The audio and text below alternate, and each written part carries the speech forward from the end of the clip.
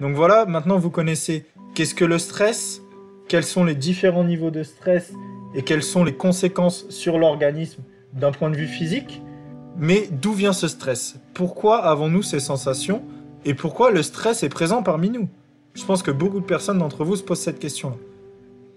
Alors pour comprendre ces réactions, il faut remonter à très longtemps. En fait, le stress a toujours été très utile pour nous.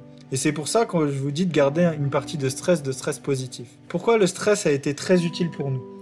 C'était tout simplement à l'époque de la préhistoire, on va remonter très très loin, où on n'avait pas tout ce confort dans lequel on vit actuellement, et où on était soumis au stress de façon moins régulière, mais là où le stress était important, c'est qu'il nous permettait de survivre et de protéger notre famille.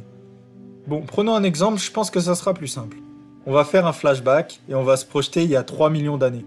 Vous êtes un homme préhistorique et vous partez à la cueillette pour offrir à manger à votre famille. Et là, qui sort des bois, il y a un loup qui veut tout simplement vous manger. Et c'est là que le stress intervient.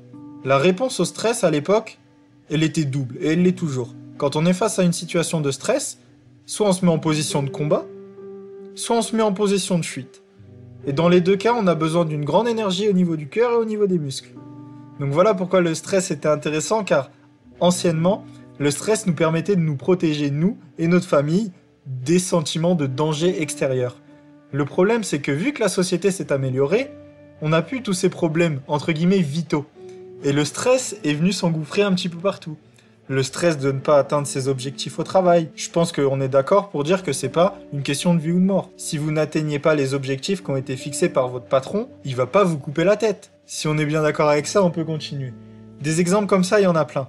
Le problème, c'est que, au jour d'aujourd'hui, dans notre société, le stress est partout. Et le stress est l'une des pires maladies du monde. Et c'est pour ça que dans ce cours audio, on va chercher à passer au-dessus de ce stress chronique, ce stress nocif, et le transformer en un stress positif qui n'est pas nocif pour votre santé. Allez, on se retrouve tout de suite dans le prochain épisode de ce cours audio.